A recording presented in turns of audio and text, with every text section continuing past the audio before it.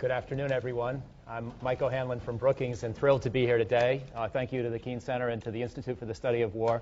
I know General Keane and I are thrilled for the opportunity, and we'll be joined soon by a couple of senators you may have heard of who are presently voting on the candidacy of somebody else you might have heard of to potentially be the director of the CIA. So we'll see them soon, as I think you were just informed. But we'll start right away because we have General Keane and not too long to discuss a big topic, and we look forward to involving you in the conversation as well. And General Keane, as you know, was Vice Chief of Staff of the U.S. Army, retired in 2003. He also was one of the principal architects of the surge strategy in Iraq once he was out of uniform, but thinking through the problem back in 2006. And he's been, of course, a mentor to General Petraeus throughout Petraeus' career and continues to be an advisor today. And General, it's just an honor for me to be able to talk with you about Afghanistan today. I thought the most natural thing is to begin with a big, broad question. We spent a lot of last week debating whether the president was trying to rush our forces down too quickly. I'm sure you'd like to comment on that. But more generally, where do you think we are in the mission? Do you think that we are in a reasonably good place? Do you think we are in a place that's got a lot of potential, but we're still trying to turn the corner? And how does this troop decision influence the trajectory of the war? I'm going to follow up by asking about, at a more detailed military level, what is General Allen going to have to do to adjust potentially to this smaller troop total than he initially might have expected? But let's start with where you think we are right now and how you see the war at this moment, June 30th, 2011. Well, from a military perspective, we're probably in the most favorable position we've been in since 2001 when we took the Taliban regime down, when we were aiding, obviously, the Northern Alliance. And that's the case because we've never been able to put a counterinsurgency strategy in play in Afghanistan, as we were finally able to do in Iraq in 2007 and 2008. The counterinsurgency strategy obviously came about as a result of the White House review back in 2009, the president's decision to put that strategy in place and also to provide the resources for doing it. You should recall that the request for those resources by Petraeus and McChrystal were 40,000 troops. They actually got 30,000. That does affect the campaign. Hey, Senator. Good to see you. How are you? Michael, how are you? Great to see you. Good to see you. I believe I agree with everything that General Keane said. That's unusual for a Navy guy. Your timing is very good because he's actually just beginning the response to the very first question, which is sort of where we are in Afghanistan. And I look forward to hearing your take as well in a moment. So overall, the military situation, as a result of the decision to put 30,000 additional forces in, gave us the capacity for the first time to put counterinsurgency in play. And the main effort was Helmand Province and Kandahar Province. Welcome, Senator. General, good to see you. Good to see you. Joey. John McCain. Joey, I haven't heard about you. Senator Lieberman, great to see you. Nice to see you. Sorry.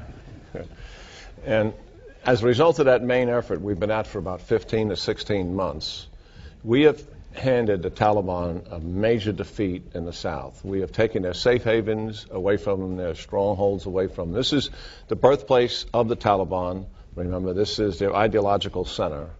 We've been involved in some of the fiercest infantry fighting that our infantry has ever been involved in, going all the way back to World War II. And as a result of that, the Taliban are not going to take that ground back as long as we're able to stay where we are on the ground with the Afghan National Security Forces. Why? Because they cannot generate the force ratios, and number two, the people are aligned with us. And that's very significant. We took 50 IED factories away from them and hundreds of caches. Their entire logistical infrastructure we took away from them. They can't sustain themselves in the future there.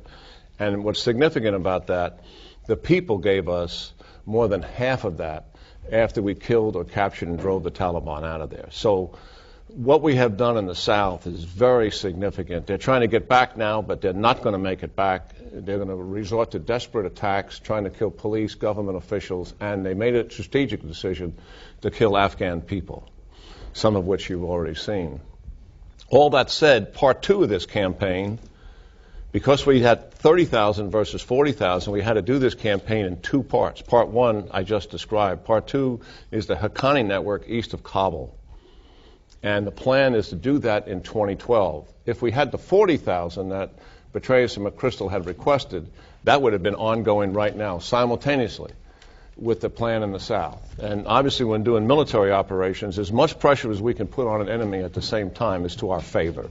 The second part about that, it also keeps our own casualties down because the enemy's not able to reset as they will be able to in terms of what we're going to do in 2012. And there's no secret about what our intentions are next year. So we have made significant military progress, to answer Michael's question. Politically, we have an ineffective, corrupt government in Karzai. I don't believe we're going to much change that from now until the election in 2014. I think we'll continue to work at the margin. We don't isolate him. We work with him as a partner, in my judgment. But we have to recognize what's realistic and what's not. Politically, we should be moving towards an election that's open and free in 2014, a red line that Karzai does not stay, does not manipulate the Constitution so that he can stay in power. That would be outrageous if that happened. And also, I think we would lose whatever support remains in the American people and also in Europe if such a thing, did occur. There are opponents out there who certainly are somewhat credible and want to reform Afghanistan. Whether they will do it to the degree that they suggest, I don't know that, and I don't think anybody does, but they would probably be better than what we have and give us something to work with. In terms of the decision that the President announced, in my own mind, I'll be quite frank about this, I think it's a pretty irresponsible decision because I think it undermines the gains that we have made, and those gains have been rather significant. I think there's a certain recklessness to it because what it does is it's going to force us to do more against the Haqqani network with considerably less. And that's going to drive our casualties up. Make no mistake about it. As long as we're still trying to execute a counterinsurgency strategy and make the kind of progress we want to do by 2014. So General Allen's got a huge challenge on his hand to still deal with the part two of the campaign against the Haqqani network. We're currently in a military stalemate with, try to generate the forces to do that and continue the momentum that we currently have. Senators, if I could ask you to comment in the same general spirit, but you both in the recent confirmation hearings made your concerns and questions apparent, and I'd like to ask to maybe go one step beyond that today and comment on whether you think the mission is still doable with the current drawdown trajectory. Is there a necessity to try to persuade President Obama to redefine what the summer means so that maybe the forces can stay into the fall next year? Or is there potential for workaround where there are some ways you can imagine that we can still be successful, even with smaller forces than battlefield commanders apparently had requested? So I'd be very curious for your reactions. After you. Thank you, Michael. And by the way, thank you for your many contributions to the debate and discussion over a number of years about America's national security challenges. And as I mentioned before, I'm a great admirer of General Keane's, and the general was one of those that, one of the key elements in the architecture and, more importantly, the selling of the surge in Iraq back in 2007. I can't add a lot to what General Keane said, except that I hope, obviously, that this strategy will succeed. We've spent an enormous amount of American blood and treasure. And the consequences of failure in Iraq are far more impactful than perhaps we even appreciate today. The fact that Afghanistan could not only return to the Taliban, which is so odious to us as principles of our nation, but I'm afraid that Afghanistan could become a cockpit for conflicts of other nations in the region. Iraq, India, Iran, India, Pakistan. I think there would be enormous potential for long-lasting and terrible conflict there if we fail there, not to mention the impacts on the United States' influence in the region. So I hope that it can succeed. I think that General Allen is a worthy successor to General Petraeus. I think that the quality of the leadership that we have from the non-commissioned officer all the way up is the best that I have ever encountered. It far exceeds expectations that I've had. When I see an individual that says, I'm on my 5th tour to Iraq or Afghanistan, and they want to come back. They think that, and you know, I'd like to mention one other thing, and I won't go on too much longer, but when you hear someone say that our troops are exhausted, then you haven't been talking to the troops. You haven't been talking to these leaders. They're exuberant. They're winning the fight. And I can guarantee you when you lose the fight, there's a few of us old ones that remember what happens when you lose. That's when you get exhausted. It's when you lose. So I'm very, very, very worried. And so these decisions were made without military recommendations from our military. The commander-in-chief is the commander-in-chief. I understand that he makes his decisions based on a broad variety of input. But I know of no military expert that I know of that believes that this was a wise decision to base withdrawal on a calendar rather than conditions on the ground. I'll just add briefly to that. Am I audible? Okay. I am to myself. That's the good news. To answer your question, Michael, on one, we not only can succeed in Afghanistan, we are succeeding now, and we've got to succeed for all the reasons that Jack and John have said, which is we do have vital national security interests on the line there in terms of the future of Afghanistan, the future of the region, and the future of American credibility in a very dangerous world. The other thing, and the reason why the three of us reacted as we did to the President's announcement, is that we have learned, notwithstanding all of the remarkable technological advances in warfare, that numbers matter. Troops matter, particularly in this kind of counterinsurgency combat. So there are some risks that I worry about that are taken in the drawdown schedule that really could have been altered quite easily. I mean, generally speaking, all of us agree that the 33,000 surge troops should be out, if I can put it this way, as soon as possible after the end of the next fighting season.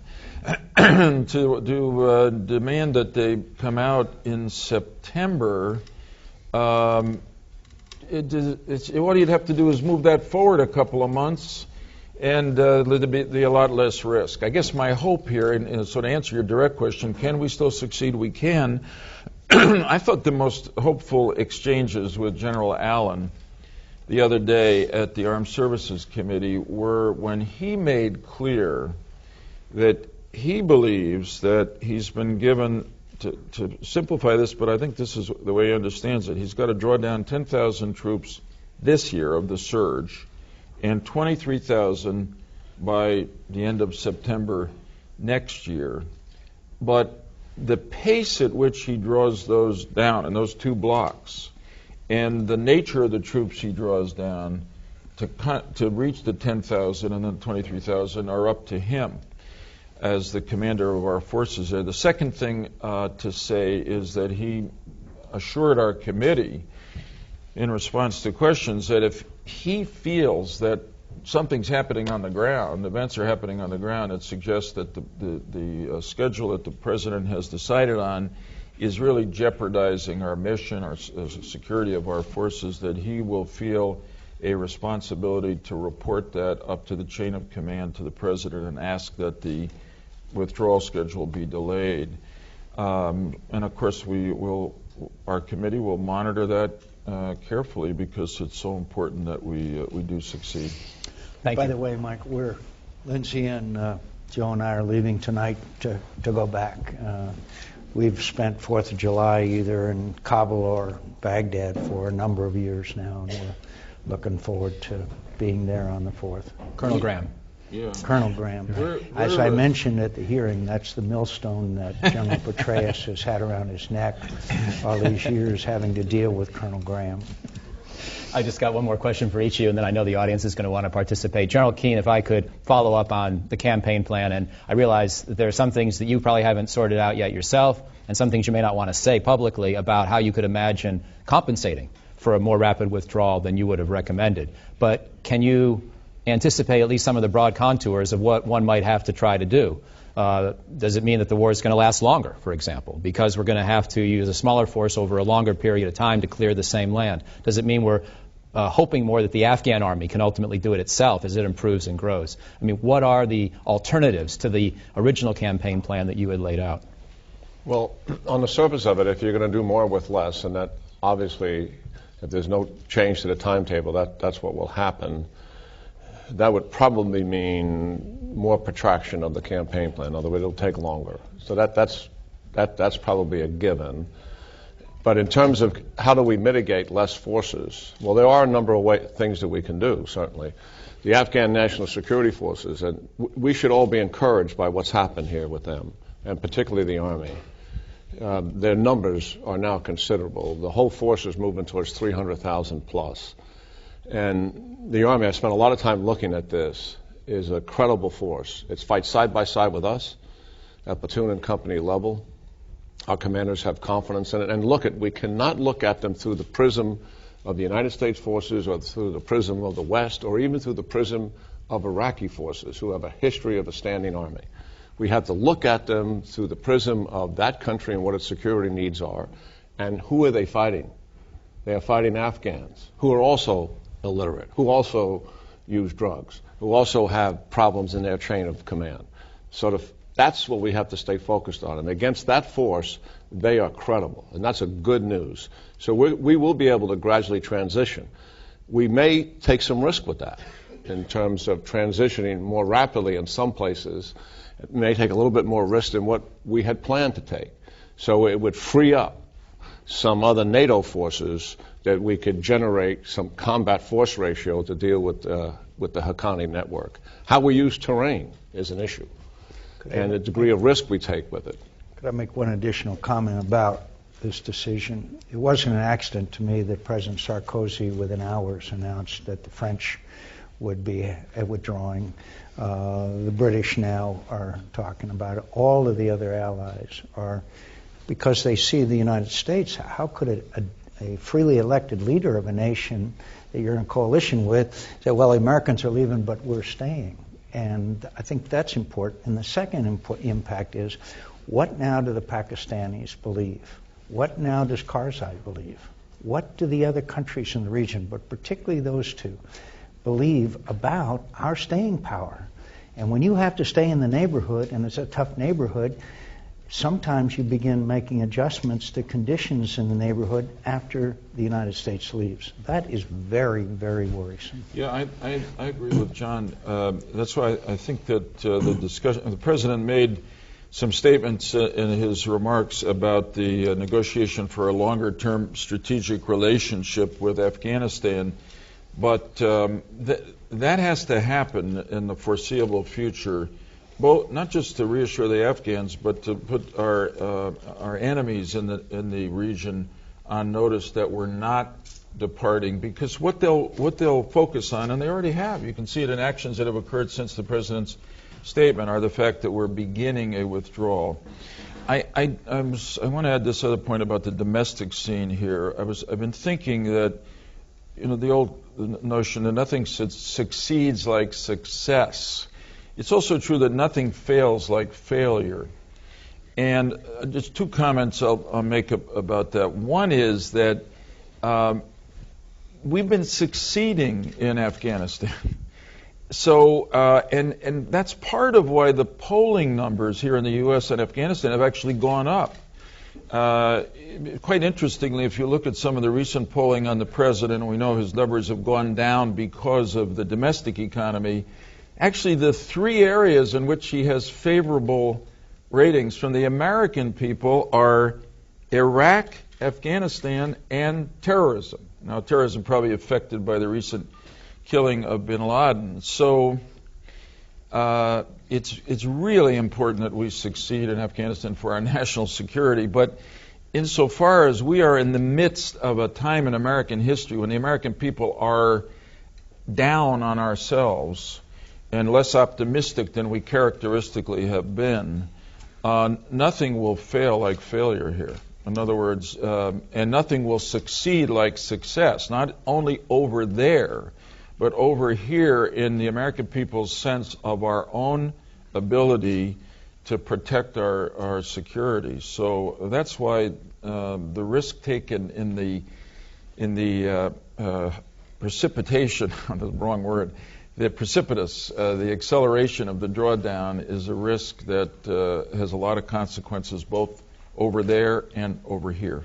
Senator McCain, if I could ask a little bit more about President Karzai and how you view more generally the state of Afghan politics. And one thing if you don't mind my adding one parenthetical, I've been impressed with some of the Afghan ministers and governors. We talk about Karzai, and we helped write a constitution that gave him all this power, so we were sort of present at the creation for some of these issues. But nonetheless, how do we deal with Afghan politics with President Karzai? Are things as bad as they sometimes look? Is there a basis for finding a more pragmatic, cooperative relationship? Do we have to wait for 2014? Do we try to work more with the reformists at the ministerial and governor level? How do you think about that problem?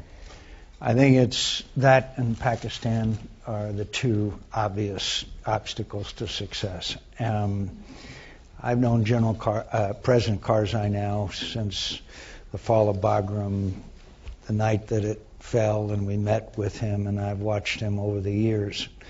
I've been very disturbed by a number of the comments that he has made, particularly when he calls the United States occupiers. I know he knows better. I've known him too well and too long.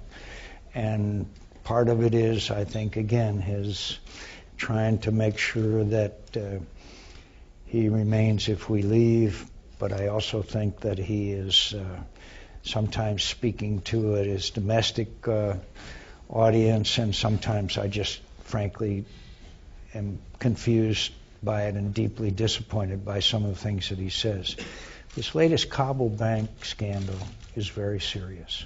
It's very serious, and we have not seen the end of that scandal, and that could impact the IMF's willingness to give them funding that they need. He reminds me of the story of the two guys in a small town, and it's Saturday night, and the guy says, well, where are you going tonight? He says, I'm going to the poker game. And the guy says, hey, you don't want to do that. That's a crooked game. And he says, yeah, but it's the only game in town. So sometimes I kind of view President Karzai as the poker game in that small town. But I do think that he is very interested, if I could finally say, and I'm trying to make my answer shorter, I do believe that President Karzai is very interested in a long-term relationship with the United States, and that means some kind of joint basing arrangement or some kind of security agreement. I think that could really have a very big impact on President Karzai, and I hope we could move forward with that proposal. There's the outlines of it already in being. Right, General? Yeah, no doubt about it. One of the things we should be encouraged by is Ambassador Ryan Crocker is heading towards Afghanistan, and for the viewing audience, Ryan Crocker is the ambassador who was in Iraq during the surge period with General Petraeus, and we don't turn things around in Iraq without a Ryan Crocker. I mean, that's just the reality of it. He's probably the most effective diplomat we've had in this region of the country. He's coming out of retirement. He was on his way to retirement when he took the job in Iraq. So he's extraordinary. And he knows we need a political strategy in Iraq. He's comfortable with the military strategy, but he knows we need a political strategy. He knows we need an economic strategy, to sort of get there and get to 2014 with a better election, not just at the national level, but in the Constitution, there's provisions for election at the district and also the provincial level. Right now, they're all appointed. So they're all part of the patronage system. We've got to have elections at that level so the people can hold those officers accountable. The most significant political change, I believe, that took place in Iraq was in January 2009 when we had provincial elections. That enfranchised the Sunnis to run certain provinces. Obviously, the Shias running most of the provinces, but most importantly, all of those people are coming up for election again, and they're being held accountable by who? By their own people. We move Afghanistan in that direction, in an area where decentralization of government is the history, not centralization, and this is very important to the political future and stability of Afghanistan. Joe and Lindsay and I were in Helmand Province. The governor invited us to his house. You know what he called his house? Marine House. Marine House. He said, "Welcome to Marine House." I mean, our military has developed a relationship at the local levels that is really beyond, it is remarkable what our people have been able to do. It's true. U.S. military has in some ways become as good as any diplomatic group that we've got working in the world. The other thing, I want to come back to a point Jack made, because this gets lost in the discussion of Afghanistan over here. Obviously, when you have a force as large as ours and ISAF in Afghanistan, the locals bristle a bit. Nobody likes another army in there. But in the choice between us and the Taliban, it's very clear where the hearts and minds of the Afghan people are. They've lived under the Taliban. They know how insanely extreme and brutal they are. And so, notwithstanding any of the political verbiage we hear from Kabul, it's very clear to any of us who've been there, but also just read the opinion polling such as it is from Afghanistan, that the Afghan people don't want the Taliban to come back into ascendancy. And that ultimately should make us feel that give us some sense of confidence that we're on the right side. And that also should help with public opinion here. And tonight, I don't know if I finished my thought, but I think the reaction in Congress to Afghanistan, which is growing increasingly restless and skeptical, probably has a lot more to do with the general economic condition of the federal government than it does with what's happening in Afghanistan. Because again, we're succeeding. And we can't let victory fall out of our grasp. If I could just press on that a little bit, though, and that'll be my last question before we go to the crowd. Can we be successful in Afghanistan, even though we are having tactical military progress, if we don't improve our relationship with President Karzai? Are there enough workarounds? Or do you hope that, as Senator McCain was saying, that there are ways we can imagine that relationship really improving potentially pretty soon? And then I just have to throw in, and it's a big topic, but same question essentially for Pakistan. Can we be successful if the Pakistanis don't help us more? And what's the practical amount of progress you might realistically even aspire to over the next 12 to 24 months? Yeah. Well, everything in life is relative. So I'd say in response to those two questions, I'm more optimistic about improving our relationship with President Karzai in Afghanistan than with the Pakistanis.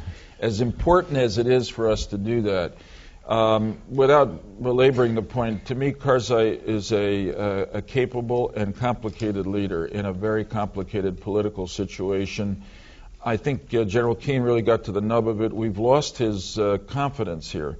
And Ambassador Crocker really has to try to regain the kind of trust that will also allow us to say, Mr. President, we absolutely need you to stop doing this or start doing that.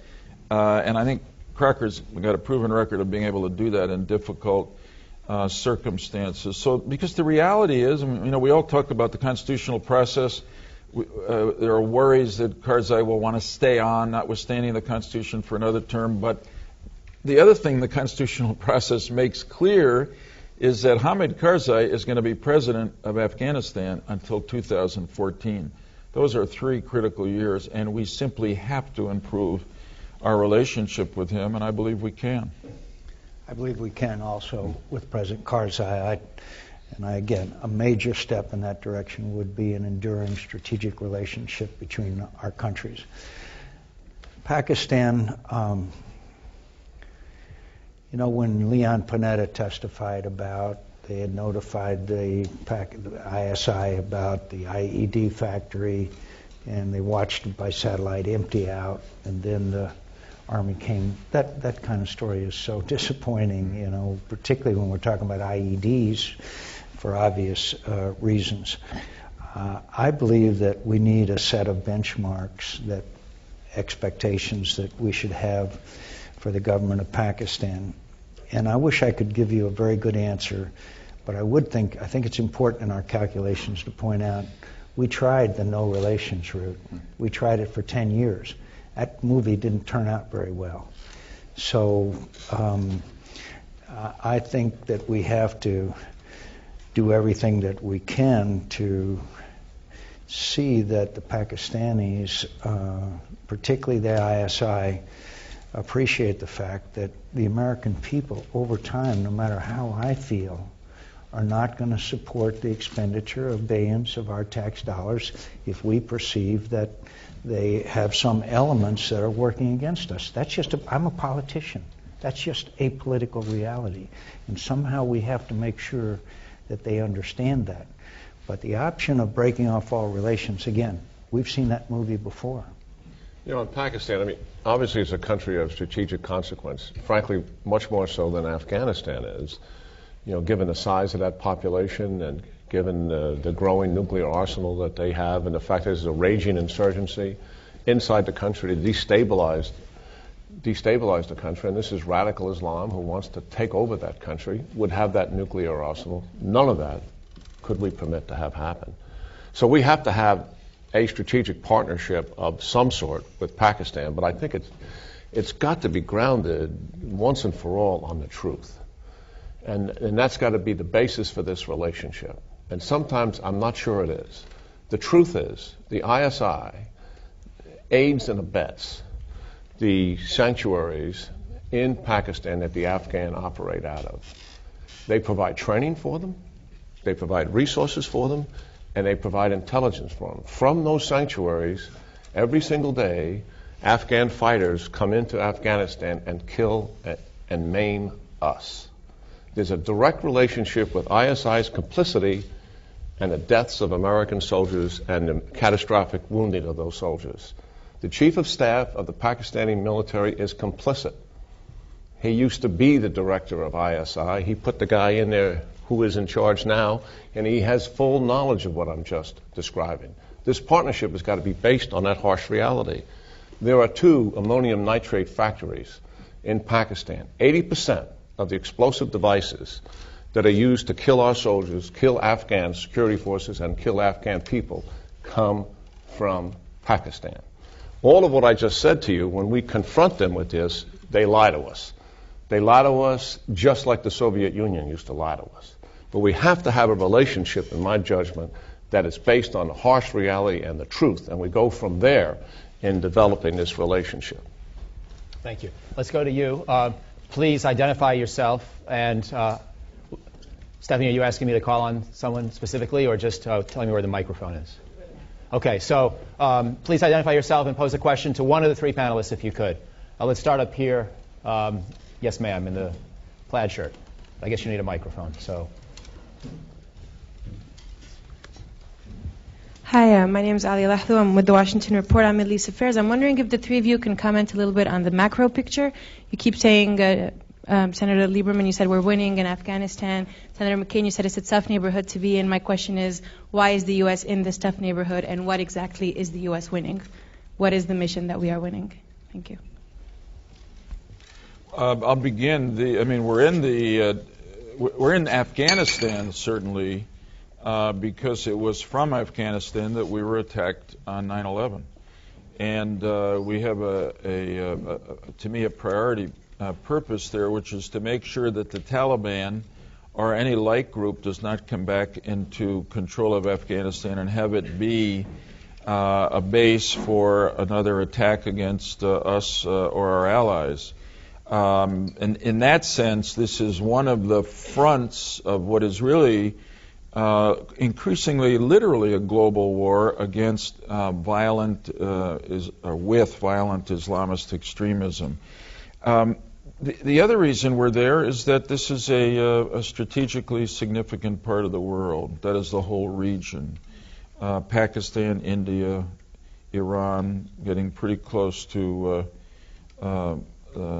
the stands and into Russia. So the stability of that area is critical to the world, and so that's, to me, that's why we're there. What winning constitutes is what I said: having the Afghans self-govern and self-defend without a radical Islamist government tyrannizing them and their neighbors. Another question. Yes, this purple shirt, please. Good afternoon, Evan Arkin with the Peace Corps. Mr. Hanlon, you mentioned in a recent speech at Brookings that there's going to be a troop movement from the south to the east, probably, and that we are going to begin to focus on eastern campaigns. As a general question for all three of you, is the campaign that is going to come in the east once we have secured the south going to be similar tactically in terms of troop movements, troop levels? Is it going to be the same clear and hold strategy that we've taken in Helmand and Kandahar, or are we going to see a different use of tactics and a different approach there politically? Thank you. You want to start? Well, I don't think any one of us knows for sure what the rest of this campaign is going to be look like after the implications of 1/3 of the force being removed. So I think we need to leave it up to the generals to what they're going to do. But I do know this: we're an extremely experienced force, and we're very innovative, and our use of combat resources at times is extraordinarily brilliant. And I'm convinced we got the intellectual capital to mitigate this as best as humanly possible. And I don't think any one of us will be able to foreclose on what the actual tactics of this campaign look like, or should we get into the specifics of it, because it will fundamentally change from what we have been doing, not in terms of the overall strategy, but how we mitigate the fact that we're going to have 30,000 less forces to conduct it. You know, Secretary Gates made a comment that this would cause a transition from counterinsurgency to counterterrorism. This is now the Obama-Biden strategy. This is not Petraeus' strategy or any other military leader that I know of. So I am confident that General Allen and the other leaders will try to make the appropriate adjustments if possible. But I just don't, I hope that I'm wrong. I hope, and I'll pray every night that I'm wrong. But I think it's going to be extremely difficult to carry out a successful counterinsurgency strategy. And we went through this debate in Iraq. They wanted us to withdraw most of our troops and kill Al-Qaeda from a distance. They wanted to break up Iraq into 3 different countries. Whatever military armchair general there was a different strategy. And so I'm afraid that this is kind of a repeat of the debate that went on with regards to Iraq, and unfortunately it's got a different result. Another question, please. Yes, sir. General Dubik. Lieutenant General Jim Dubik. I'm a senior fellow at the Institute for the Study of Wars. Sir, I was wondering about mitigating strategies. We had for a number of years difficulty raising the cap that the NATO committee had on the Afghan National Security Forces. Finally, a couple years ago, we got it up. It's 300,000 some now. One of the mitigating strategies may be raising the cap again. And I wondered first, what your assessment on the NATO side, whether that would be something that may come up, and then serve senators on the political side, whether there'd be will to use our money, which of course to pay for for a continued increase of the Afghan National Security Forces. Well, I clearly think that's going to be on the table, and I really believe probably where it will come from will be the Karzai government, and particularly the defense minister, who's always had concerns about the number of Afghan National Security Forces, as you well know. And I think with the precipitous withdrawal of these forces, I would imagine that request will get put back on the table to do that. We have the capacity, with the assistance of NATO trainers, to bring those numbers up if we want to do it. Obviously, the cost is an issue here, as it is on other things that are facing our government, and that would be something the Senator would have a better feel for than I do. But I think that will be on the table, and I think it probably will come from that government as a consideration, and certainly our commanders will be thinking about it. There's an enormous war weariness out there amongst our fellow citizens. It's very understandable. And we recently saw a number of Republicans in the House of Representatives say that we have to cut defense as well. As you know, General, one of the first things that goes is foreign assistance and anything to do with money flowing out of the country. So I am very concerned about our long-term ability or willingness, not ability, but willingness to fund the Afghan National Army. It's our job to go to our constituents and explain to them what's at stake here and what the consequences of failure are. But there is an intense war weariness coupled with the traditional tension in the Republican Party between the Eisenhower Republicans and the Taft Republicans, the internationalists and the isolationists. And that battle has been well joined. We have a similar, in case you haven't noticed, tension in the Democratic Party between the, let's see, Scoop Jackson. the Jackson, Truman, Kennedy Democrats on that side, and I don't know who they are on the other side, McGovern, maybe others.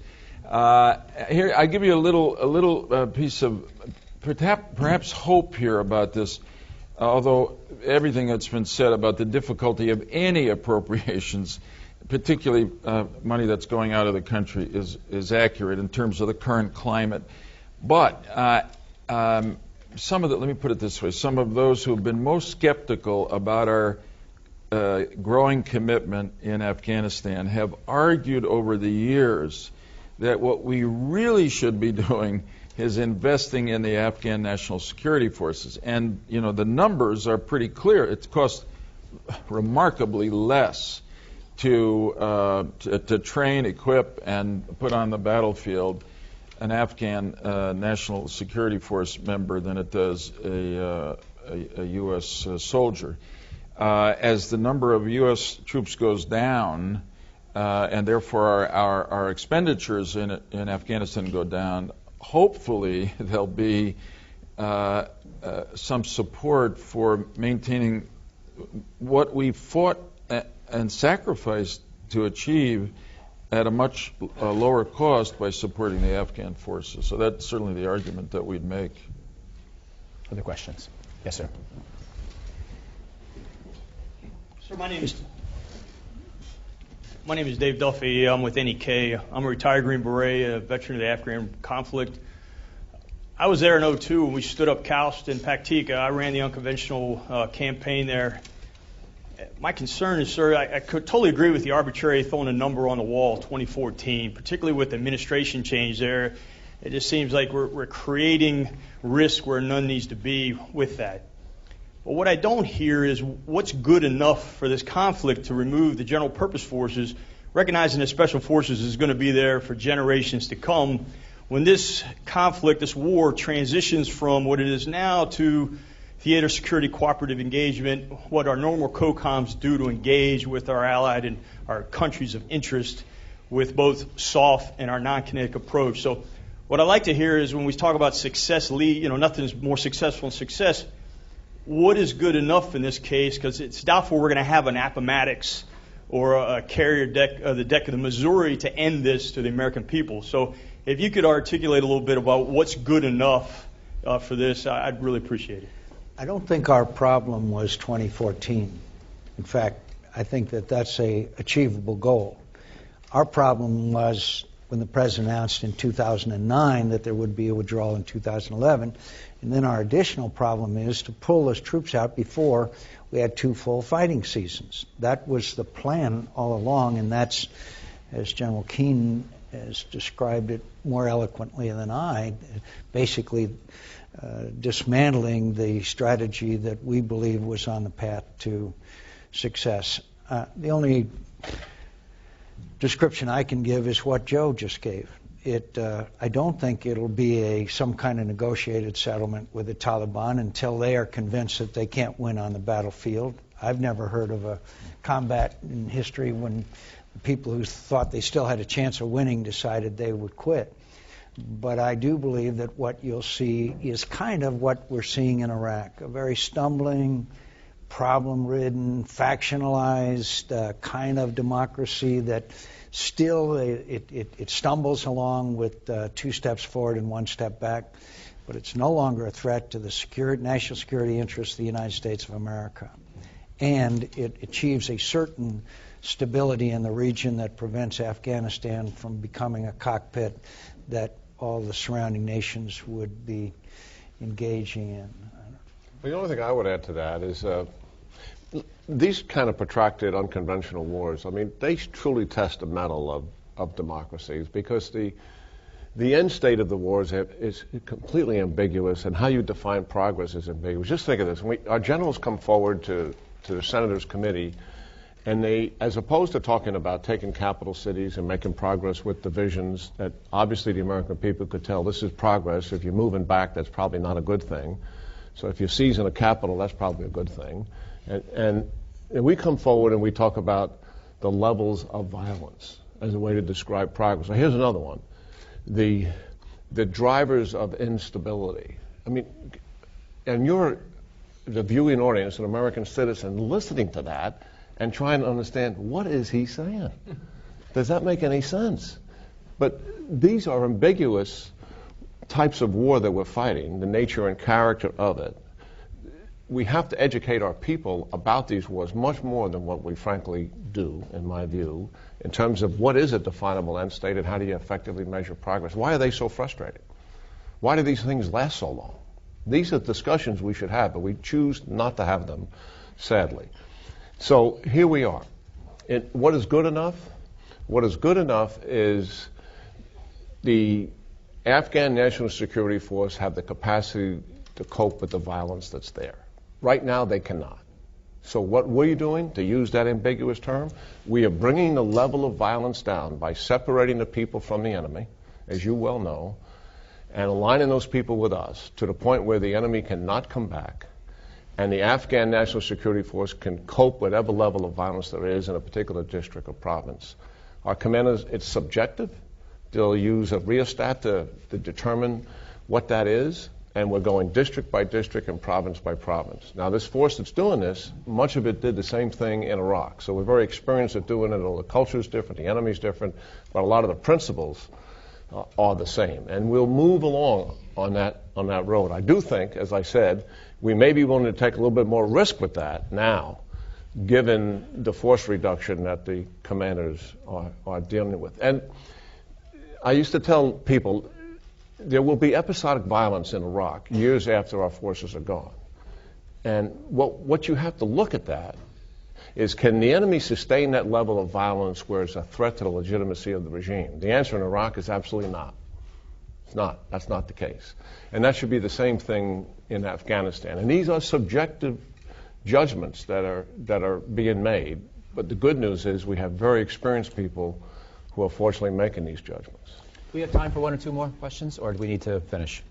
1 or 2 more? I think I'll take 2 more together and then just ask the panelists to respond and wrap up as they wish. So we'll take 2 more. Ma'am, yes, in the white jacket in the middle, and then I'll take 1 other question, please.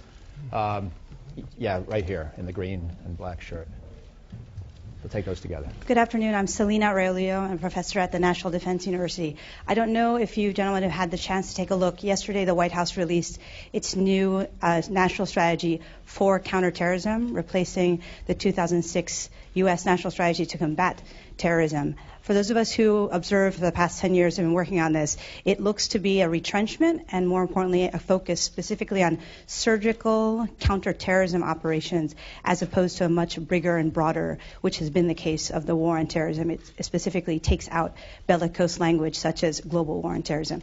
Given the fact that we're so reliant on our partnerships with other nations, rooting out threats, and more importantly, this idea of who's going to be our partner in ISAF in Afghanistan, I would love your comments as to how we build and maintain the confidence and collaboration of our partners that we've built for the past 10 years. And then the other question here, please. Hamid Arsalan from National Endowment for Democracy. I'm from Afghanistan, and thank you first for a wonderful panel. I would like to have a remark on Senator McCain's comment. You mentioned that President Karzai is after a long-term relationship with the United States in terms of military. As an Afghan, as somebody who grew up during the Taliban regime, I do believe that, yes, the Afghans are for a long-term relationship with the United States. We do not want the U.S. to commit the same mistakes that they did in the 1980s. And we hope that the U.S. have a long-term strategic partnership in terms of development and security with Afghanistan. And I have two quick questions. One question for General Keane. You mentioned about the Afghan National Army, that it's doing really well. But from the Afghan side, they have always been complaining that we lack equipments, we lack modern weapons in terms of tanks, especially the Air Force. So if you have any remarks in that regard. And Senator McCain, you have mentioned about Pakistan, that they have playing, double deal policies with Afghanistan. We all know that, and recently there have been a lot of attacks in eastern Afghanistan, rockets. And last night, the attack in the Intercontinental Hotel, they believe that it was from the Afghan network from Pakistan. And here from the U.S., we are technically rewarding them in terms of giving them in billions of dollars every year in aid. So what is your remark and comments in that regard? Thank you so much. So, General, you want to start with whichever of those three questions you'd like to address? I'll start with the military aspect of it. Listen, the defense minister in Afghanistan has always wanted modern airplanes, and he's always wanted an armored force. Quite frankly, to deal with the threat that we currently have, our judgment is we should not spend the money on that. Now, understand this. In Iraq, the money came out of the Iraqi treasury to fund most of the Iraqi military capability. In Afghanistan, the money largely comes out of the U.S. Treasury. So we clearly have a say in what that force should look like and what we should spend American taxpayers' dollars on. So our priority has been, and will remain for the future, to put a force on the field that deals with the threat that we are currently facing. We all see, as military practitioners, that at some point it makes sense for the Afghan army to be a standing military capable of defending itself against its neighbors with modern weapons. But we see that clearly much down the road from where we are now. I'll respond to the first question because it, falls somewhat within the Homeland Security jurisdiction of my committee, the committee I'm privileged to chair. So by way of disclosure, I haven't read the counterterrorism strategy that was announced yesterday, but I've seen some briefs on it.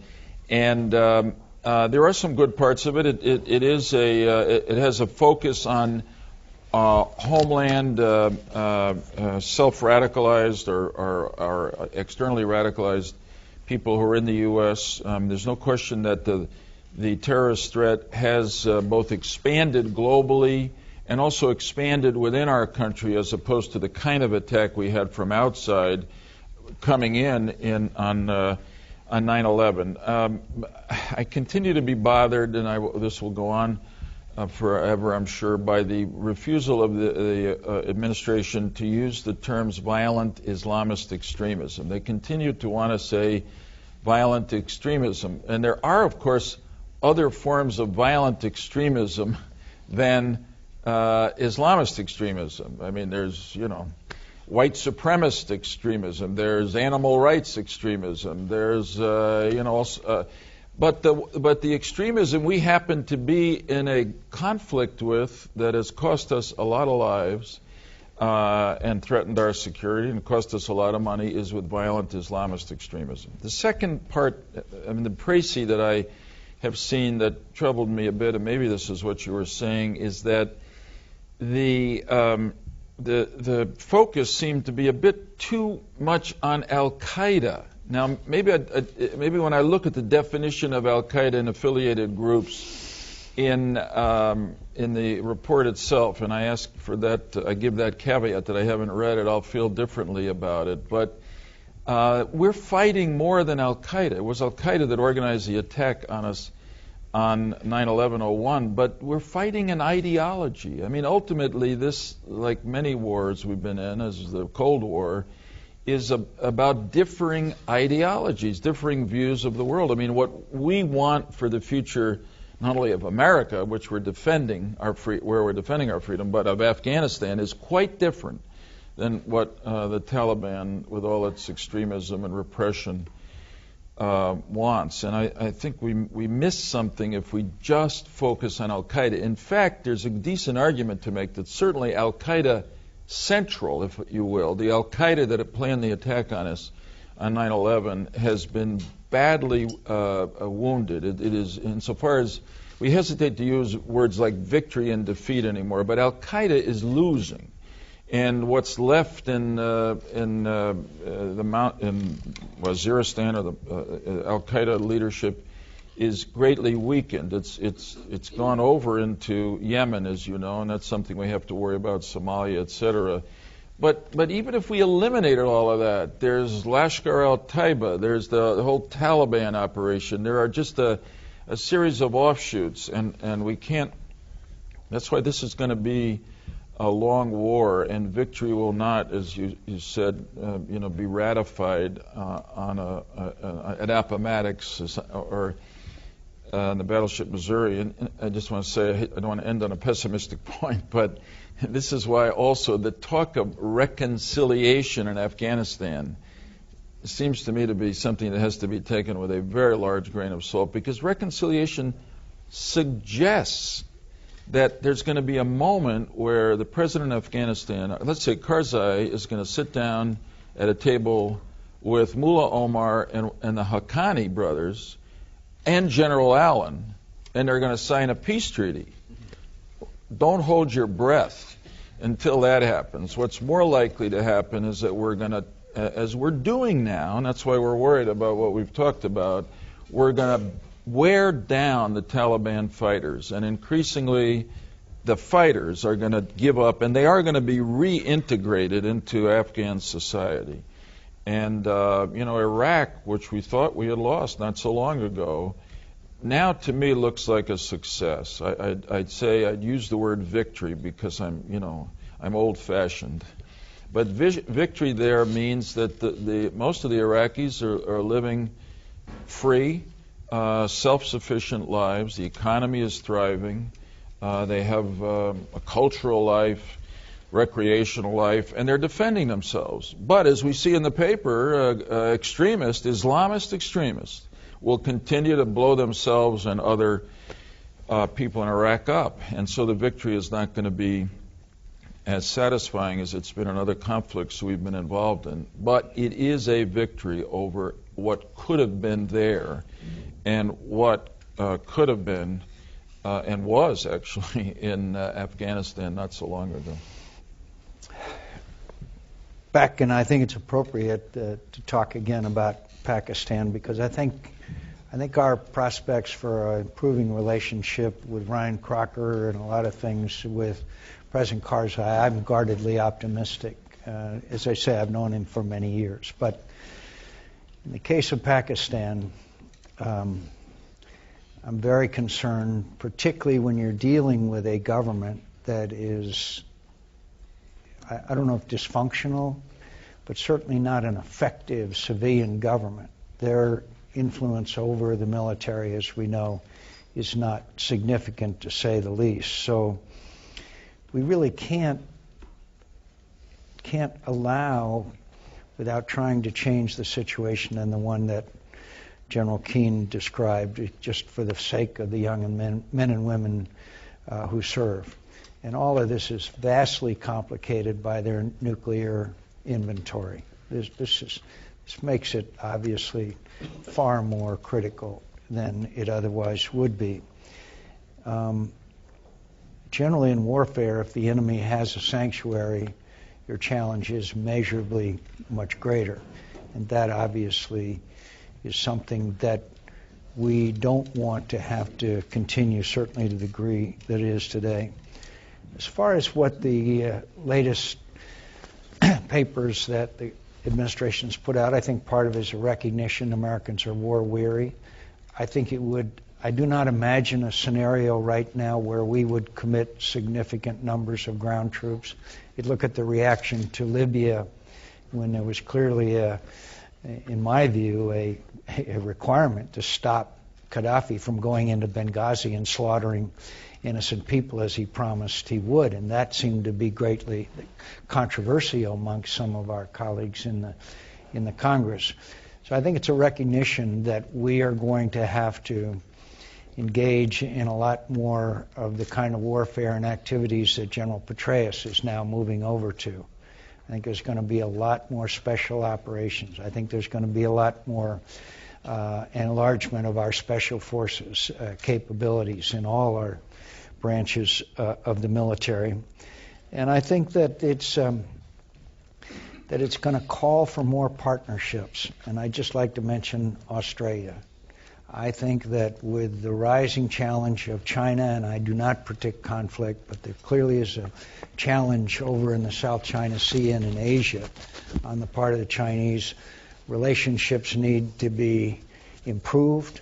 For example, the Vietnamese are now our new best friends, which show if you live long enough, anything can happen. The port visit of the USS McCain into the port of Da Nang last September astonished me to some degree, but also with our Australian friends, I think we ought to explore joint operating bases, and we are going to have to move our attention to the Pacific region, where a lot of the action is going to be in the 21st century. Please. Can I just add to that question? I think that's, if it is as you described it, and I'll accept your word for it, then it is too narrow a counterterrorism strategy, because when you see what we're dealing with in terms of what the terrorists want and what their ideology is, the only way you can attack that, I mean, the use of violence is a form of dealing with it, but it will never defeat them in of itself. And what defeats them eventually is the moderates' rejection of the radicals. And therefore, we have to use all the elements of national power in changing some of the conditions in the region. Right in front of us, we have the Arab Spring.